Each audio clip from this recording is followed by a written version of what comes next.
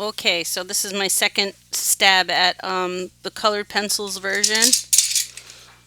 And I picked 12 colors that I decided to use from my set that I'm going to place in the color wheel according to their hue. I'm going to try to place them in the proper location. So I'm going to start off with the easy ones, red, yellow, and blue. There's my red, yellow, and blue right there.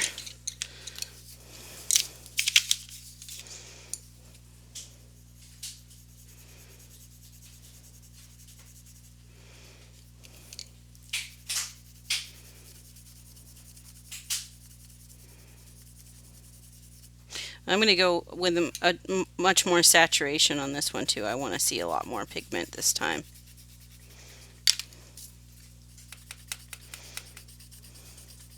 Deeper colors.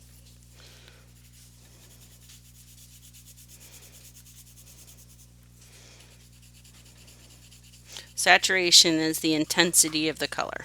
Okay, so there's my red, yellow, and blue. And then I'm going to use the best thing I thought was green was this one from my set. I didn't have the actual true green. I don't know what happened to it, but this is close enough. This is actually more of a yellow green.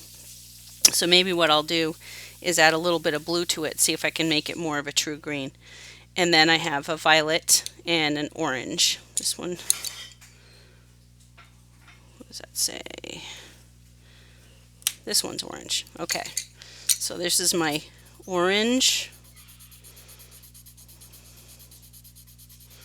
Try the same level of saturation and intensity as the rest. And this is that green yellow. So I am going to add a little bit of blue to that to make that correction. Let's just put one layer of blue to it, very lightly. See what that does. Oh, that was violet actually. This is blue. Whoops.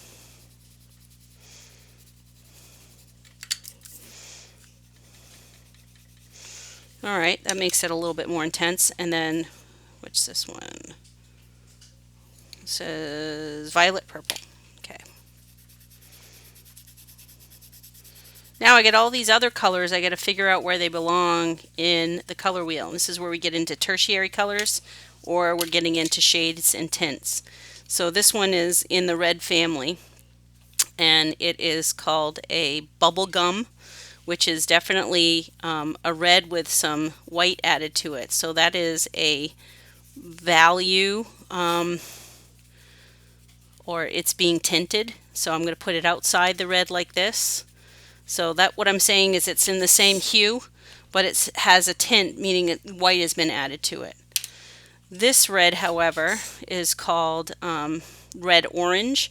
So it would be put somewhere between the red and the orange. I think this is much more red than orange, so I'm going to put it closer to the red. And that's the other thing too, when you're looking at colors on colored pencils or anything, if it says red orange, just like you're looking at ingredients for things, when you're seeing, you know, what does this have the most of, the first ingredient or the first name is what it has more of. So that means there is more red in this red orange. If it said yellow orange, then it would be closer to the yellow side or closer to the orange.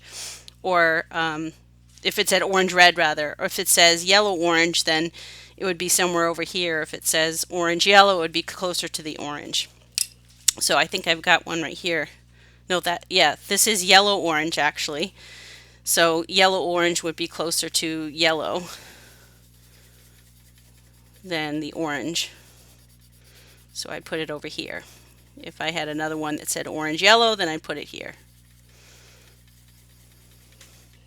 So these are all considered tertiary colors because they're in between two of the colors. Either usually tertiary colors are somewhere in between the primary and secondary colors. This is I couldn't quite read this one. Yeah, I can't quite read this one, but this looks like a little bit of, I'd say, I'd say it's closer to a blue-green than it is a blue-violet. So I'm going to put this, but it's definitely bluer than green. So I'm going to put it next to, closer to the blue.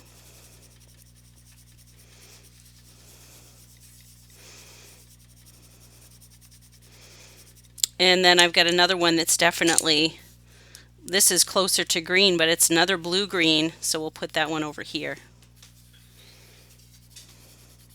You can see that where you arrange it, you can tell if you've made the right decision or not. It kind of blends better. That looks like that goes together. This is definitely a greener representation of a blue than that. What else did I have? Yellows. I got some yellows I got to place. So this was my yellow. This is called golden yellow. So golden yellow might be starting to move into the neutral, because gold is a mixture of you know, some a little very light hints of brown. That's where we kind of get that intense gold. So we're starting to see some neutral colors in there.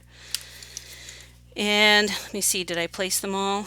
I've got green, violet, red, yellow, gold yellow,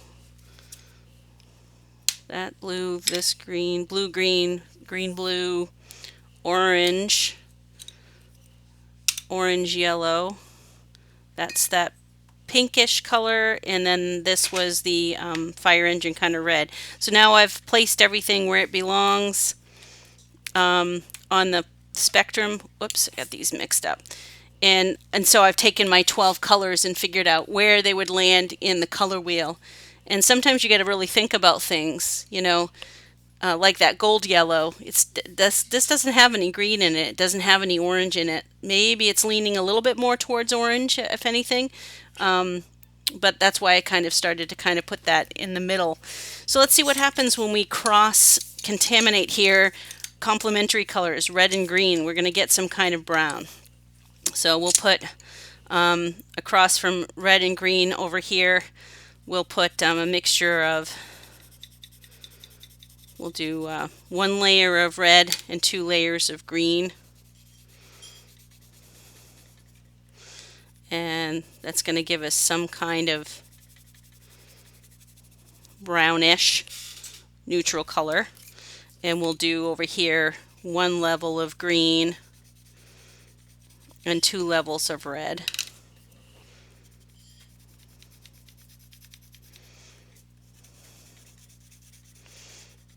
And that's going to be a slightly different brown. You can see how those are completely neutral. If you mixed yellow and purple, yellow and violet, you're going to get different kinds of browns there. Let's make sure I've got violet here. Yep. So let's do 1 layer of violet, 1 layer of yellow, and then we'll put another layer of violet on top of that to make it be a little bit more violet than yellow. And that results in kind of a different kind of brown. We'll put 2 layers of yellow here, but put purple in between.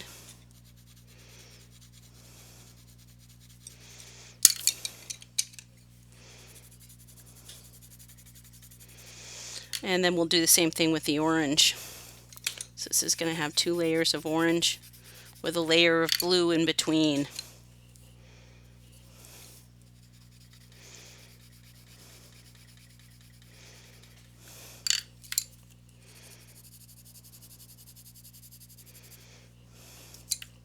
This will have 2 layers of blue with a layer of orange in between.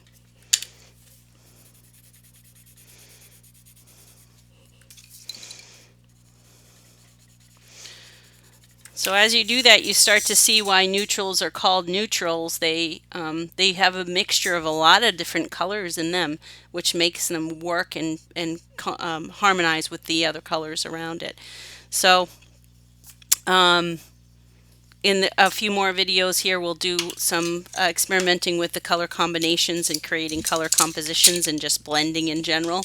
I'll start to blend an object so you can see how you can create a perceived color by blending the colors together to result in seeing some shading, some shadow, and and some highlights.